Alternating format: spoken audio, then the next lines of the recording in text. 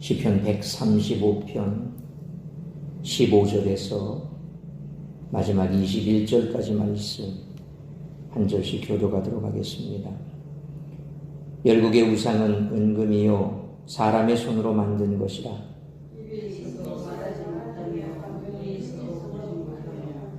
귀가 있어도 듣지 못하며 그들의 입에는 아무 호흡도 없나니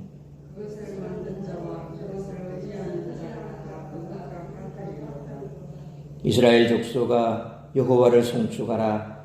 아론의 족속아 여호와를 송축하라.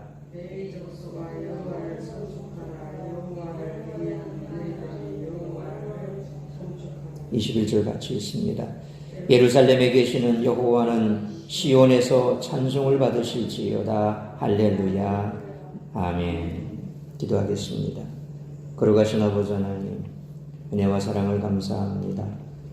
오늘도 하루 온종일 우리의 삶의 도전에서 땀을 흘리며 수고한 하루 일과를 마치고 피곤한 몸을 이끌고 주님 앞에 나왔습니다.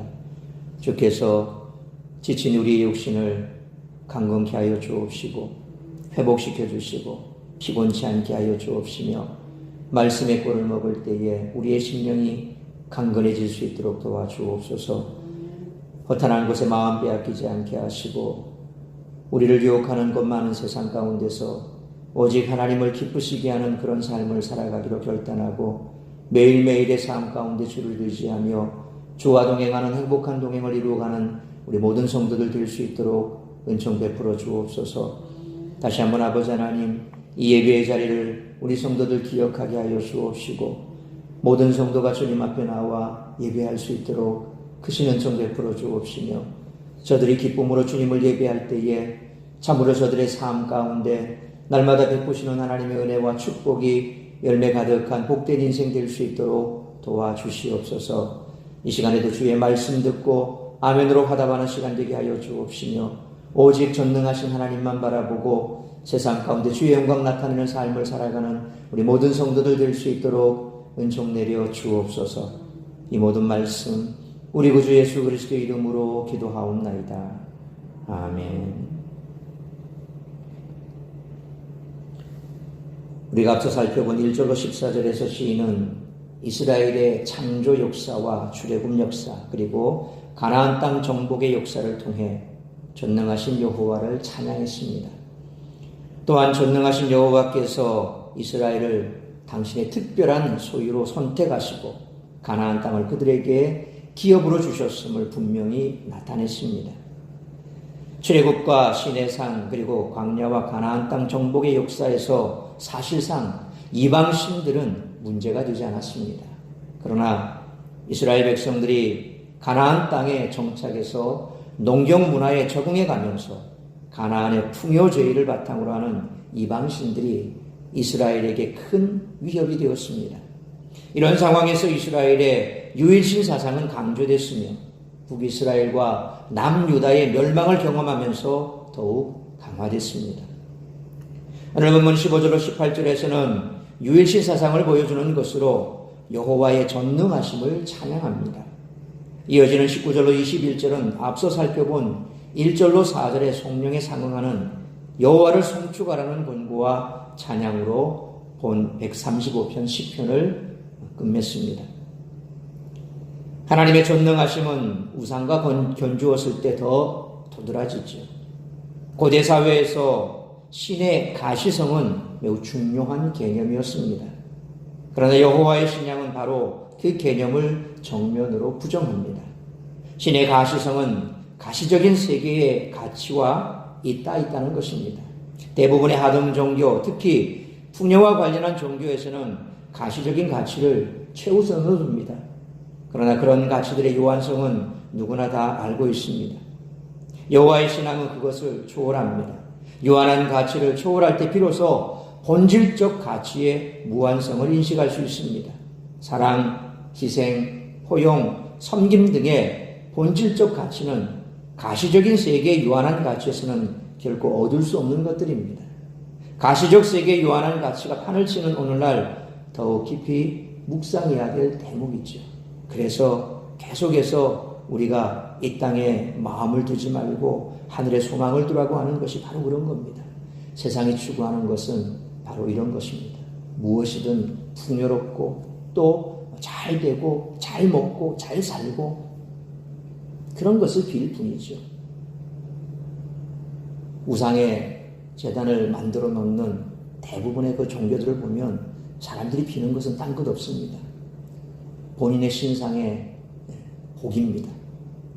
뭐 불교뿐만 아니라 다른 다 종교가 다 그렇습니다. 거의 우상의 제단을 쌓아두고 눈에 보이는 우상을 섬기는 대부분의 종교들은 자신의 복을 빌 뿐이죠.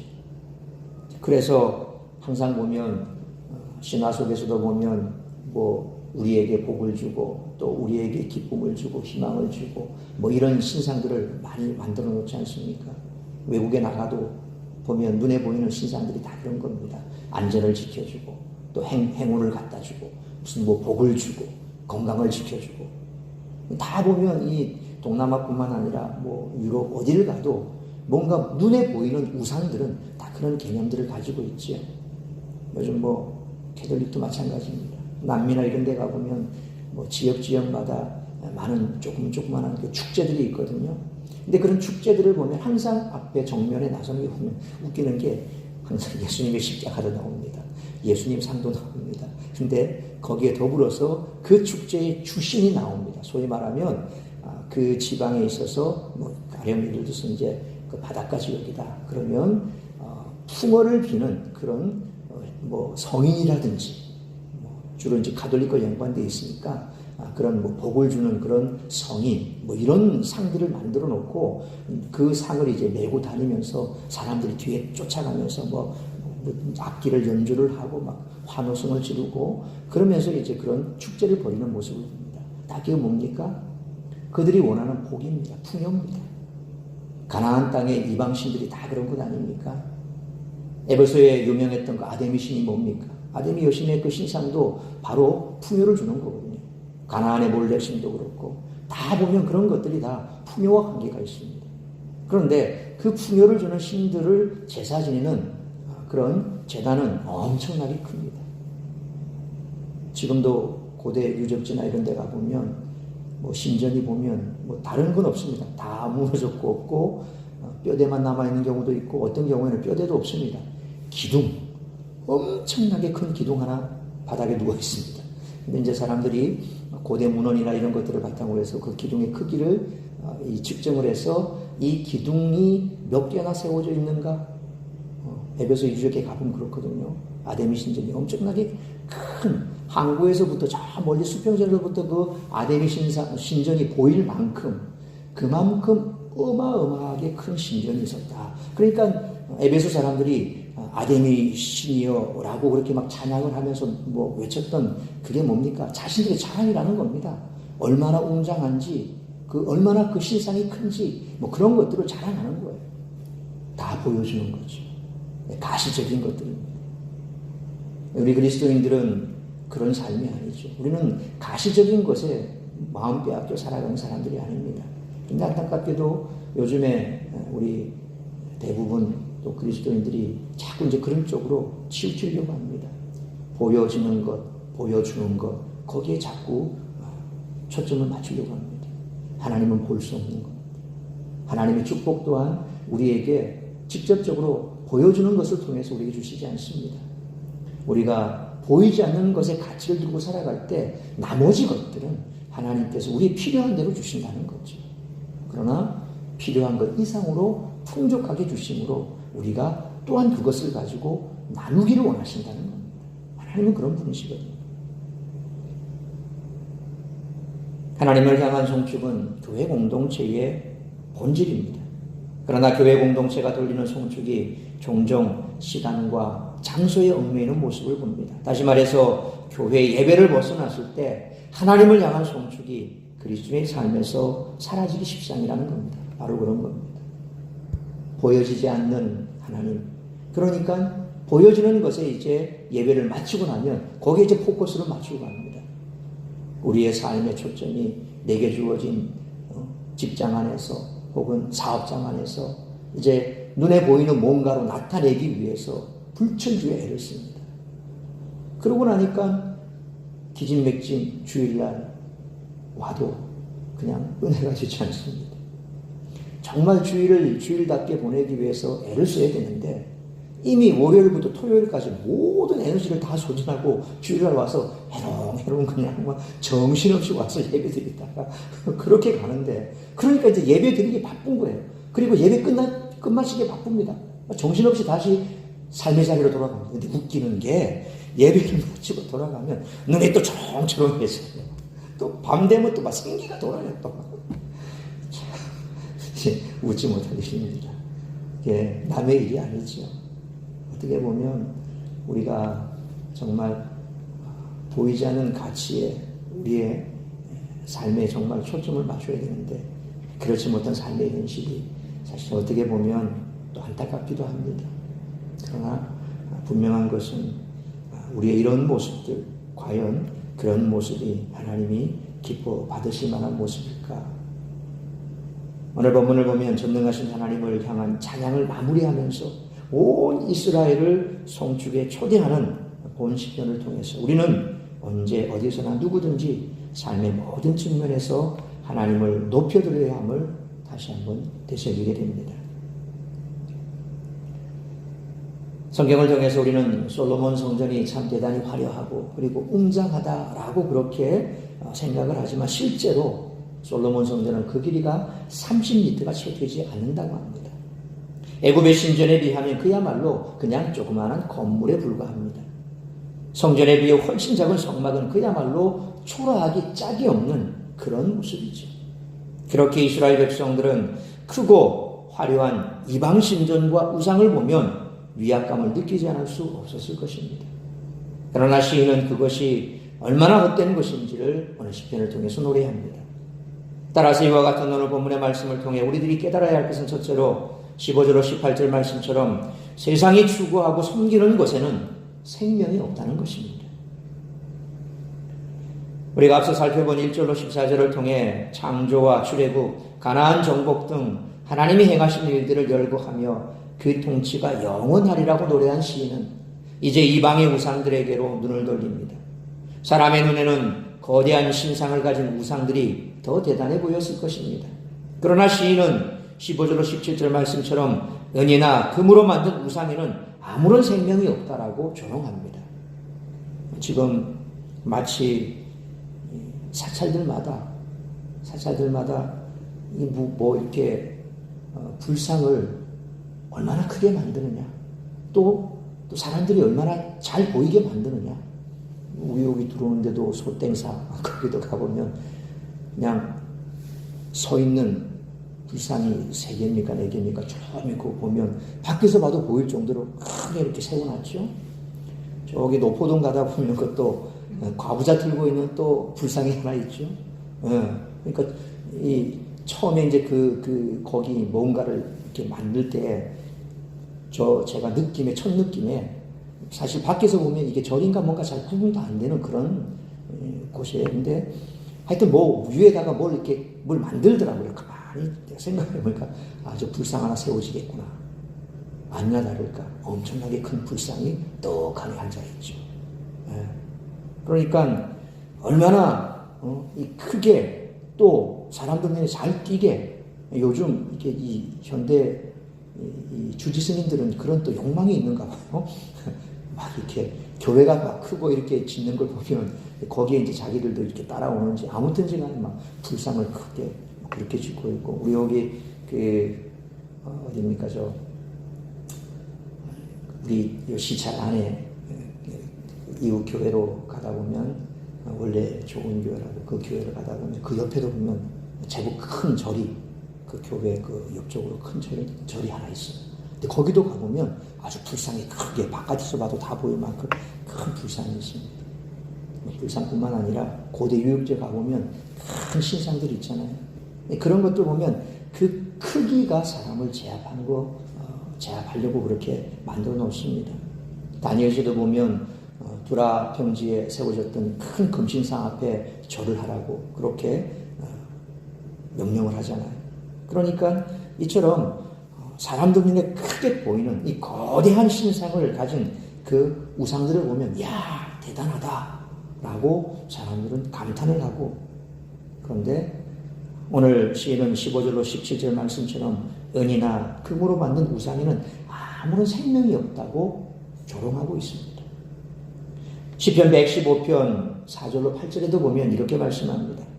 그들의 우상들은 은과 금이요 사람이 손으로 만든 것이라. 입이 있어도 말하지 못하며 눈이 있어도 보지 못하며 귀가 있어도 듣지 못하며 코가 있어도 냄새 맡지 못하며 손이 있어도 만지지 못하며 발이 있어도 걷지 못하며 목구멍이 있어도 작은 소리조차 내지 못하느니라. 우상들을 만드는 자들과 그것을 의지하는 자들이 다 그와 같으리로다. 또한 이사야 40장부터 55장에서도 이와 같은 내용을 찾아볼 수 있습니다. 이사야 48장 5절 말씀처럼 사람이 손으로 만든 우상은 아무것도 알지 못하며, 이사야 45장 20절로 21절 말씀처럼 구원할 능력도 없고, 또한 43장 10절 말씀처럼 여호와와 견줄 수 없다는 것이죠. 특히 돌이나 나무나 은금으로 만들어진 우상을 향해서 이사야 41장 6절로 7절에서는 야유까지 퍼붓는데, 이와 같은 일들은 예레미야 10장 3절로 5절, 그리고 호세아 8장 4절로 8절, 아모스 5장 26절 말씀을 기록한 예레미야나 호세아나 아모스 같은 예언자들에게도 이와 같은 것들을 찾아볼 수가 있다는 것입니다. 오늘 본문 15절에서도 우상의 본질을 말합니다. 그 어떤 우상이라도 그것을 만든 재료인 은과 금일 뿐이라는 것입니다. 그것들은 결코 신적 존재가 아니기에 하나님처럼 가시적 형상성을 초월하는 자유로우심을 드러내지 못합니다. 그저 사람이 손으로 만든 것에 지나지 않는다는 것이죠. 16절 18절 말씀은 가시적 형상으로 만들어진 우상들을 역설적으로 조롱하고 있습니다. 사람들이 은과 금으로 만든 우상은 입은 물론 눈, 귀, 코, 손, 발, 심지어 목구멍도 갖고 있지만 그 어떤 것도 제 기능을 하지 못한다는 겁니다. 이는 앞선 1절로 4절에서 14절에서 고백한 여호와의 전능하심과 대조를 이루죠. 여호와는 보이지 않습니다. 우리는 어디 계신지도 알 수 없습니다. 그러나 여호와는 전능하십니다. 그래서 출애굽의 역사를 얘기를 했고, 광야의 역사를 얘기했고, 가나안 땅 정복에 대한 역사를 얘기하면서 보이지 않는 여호와는 이런 여호와다, 전지전능하신 여호와다, 창조주시며 또한 우리를 구속하시는 구속주시며 마지막에 심판주시다, 그렇게 고백을 하죠. 그런데 이방의 신상은 그렇게 엄청나게 위압감 있게 거대하게 만들었고 은과 금으로 빛깔번쩍하게 만들었지만 실상 손이 있고 코가 있고 귀가 있고 눈이 있고 손발이 있고 목구멍까지 있어도 아무것도 하지 못하는 쓸모없는 것이다 라고 그렇게 얘기하는 것입니다. 우상을 만드는 이들은 그 우상이 자신들이 바라는 유한한 가치, 곧 풍요, 번성 등을 이루어주기를 바랍니다. 그러나 그런 것들은 유한한 세계를 벗어나지 못하며 언제나 상대적 가치밖에 주지 못한다는 것입니다. 그러나 앞서 고백한 하나님의 가치 세계는 유한성을 초월합니다. 하나님은 모든 세계를 만드신 창조주시고 통치자시며 구원자시고 그 모든 것을 판가름하실 심판주시라는 것입니다. 바로 이것이 출애굽기 20장 4절로 6절 그리고 신명기 5장 8절로 10절에 기록된 10계명에서 강조하는 형상 제작 금지 조항의 정신이라는 것이죠. 하늘이나 땅이나 또 바다 아니나 어떤 형상도 만들어서 그것을 섬기지 말라고 말씀하시는 겁니다. 다 헛것들이라는 거죠. 그러니까 지구촌을 돌아다 보면 좀 많은 신상들이 있죠. 그 신상들이 가장 각색입니다. 사람의 모양도 있고 혹은 또 뭐 동물의 모양도 있고 뭐 별의별 모양들이 다 있습니다. 그런 걸 볼 때 우리가 느끼는 게 뭡니까? 바로 십계명의 이 말씀입니다. 아무런 능력도 없는 그런 것, 그거 만들지 말라는 거죠. 이미 하나님은 아셨습니다. 그들이 들어가야 할 땅에 어떤 일이 벌어지고 있고 그들이 살아갈 세상 가운데 어떤 일이 벌어지고 있고, 그래서 하나님은 그들에게 특별히 먼저 첫 번째, 두 번째 십계명의 그 가장 중요한 말씀, 그래서 여호와 외에는 다른 신이 없다라는 거죠. 따라서 18절 말씀처럼 우상을 만들고 의지하는 자는 그 우상과 같을 것이라고 하는데 결국 그 우상처럼 죽을 것이라는 그런 뜻입니다. 다시 말하면 무력한 우상을 만드는 이들 또한 유한성의 무력함에 지배받을 수밖에 없다는 것입니다. 그래서 15절로 18절에서는 1절로 14절에서 찬양한 여호와의 전능하심과 당신의 백성을 향해 은혜 베푸심을 더욱 돋보이게 합니다. 그리고 어쩌면 우상들에 둘러싸여 있었을 제2참여자 혹은 이 시편의 첫 독자들의 신앙을 효과적으로 일깨워주는 구실을 했을 것입니다. 이처럼 시인은 이스라엘 백성들에게 이방신들의 화려함과 웅장함에 흔들리지 말며 오직 영원히 살아계신 하나님을 의뢰하라고 명합니다. 이스라엘은 역사적으로 주변 강대국들의 위협에서 벗어난 적이 없었습니다. 그 주변 국가들은 의리하는 신정과 금은 보석으로 치장한 우상들을 내세우며 이스라엘에게 자기들의 신을 섬길 것을 강요했습니다. 하지만 이스라엘은 그 신을 섬겼을 때 오히려 재앙을 경험했고 눈에 보이지 않는 하나님, 성막과 성전에 임재하시는 하나님을 섬겼을 때 승리와 평안을 누릴 수 있었습니다. 지금도 세상이 그 화려함과 웅장함을 내세우며 성도와 교회를 위협하거나 유혹하고 있습니다. 그러므로 우리는 세상이 추구하고 섬기는 것에는 생명이 없다는 사실을 잊지 말아야 합니다. 눈에 보이지 않지만 전능하신 하나님을 의지함으로 승리와 평안과 번영을 누리는 우리 모두가 되시기를 축원합니다. 두 번째로 19절로 21절 말씀처럼 하나님의 말씀에 근거한 온전한 예배를 드려야 한다는 것입니다. 19절로 21절은 앞에 1절로 4절과 수미상관, 다시 말하면 1절로 4절에 나왔던 그 주제가 마지막에 다시 한번 반복되는 수미상관의 구조를 이루고 있습니다. 앞에 1절로 4절에서 시인은 성전에 모였던 예배자들을 향해 찬양하라고 외쳤던 것처럼 하나님을 섬기는 자들을 향해 송축하라고 이제 외치며 노래를 마치고 있습니다. 시인은 19절로 20절 말씀처럼 우선 이스라엘 족속에게 그리고 아론의 족속 곧 제사장들에게 이후 레위 족속에게 송축하라고 외친 후 다시 여호와를 경외하는 자들을 향해 여호와를 송축하라고 말씀하고 있습니다. 이는 제사장들과 레위 지파에 관심을 집중시키는 그런 표현입니다.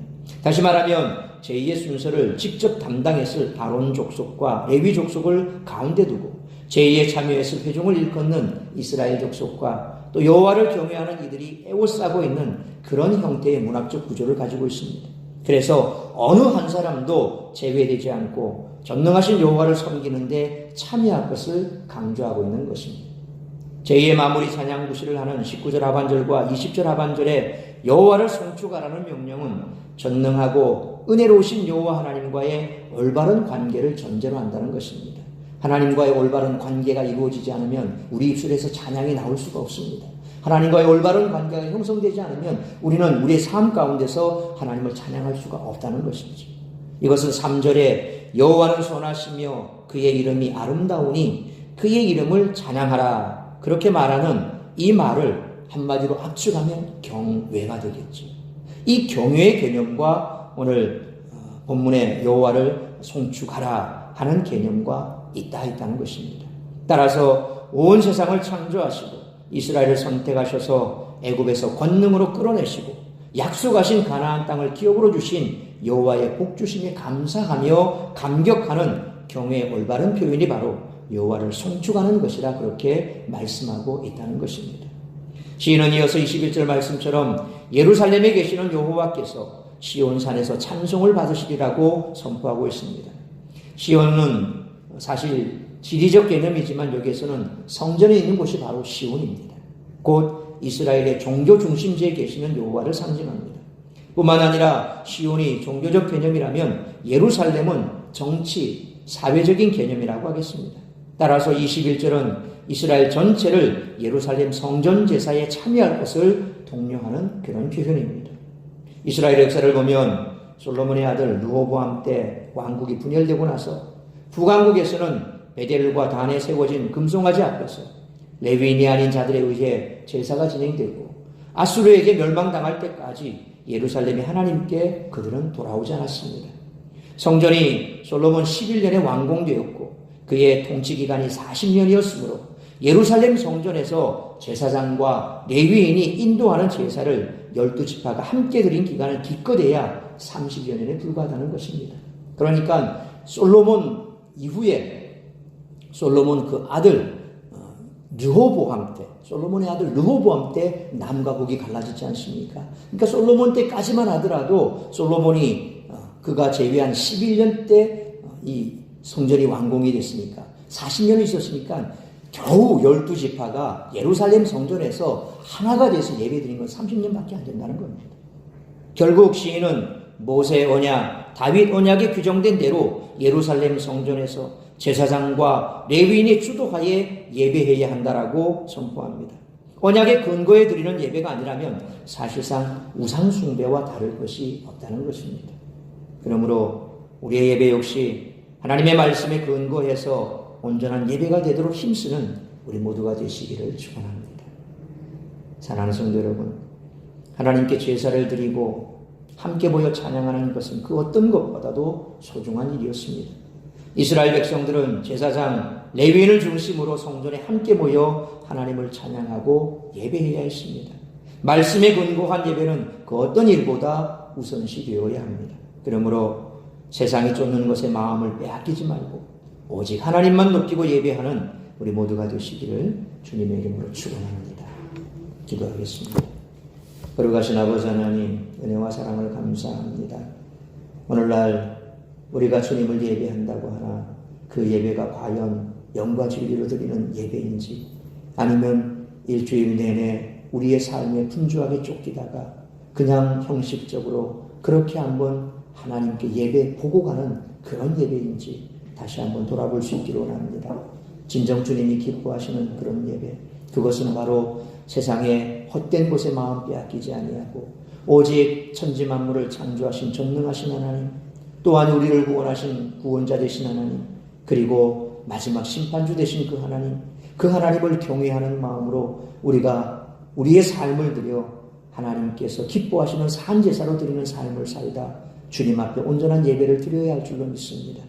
우리가 세상 가운데 우리의 마음을 빼앗기지 않게 하여 주옵시고, 허탄한 것에 마음 빼앗기지 않고 오직 하나님이 기뻐하시는 삶을 세상 가운데서 하나님 영광 나타내는 삶을 살다 주님 앞에 예배하는 우리 모든 성도들 될 수 있도록 인도하여 주옵소서.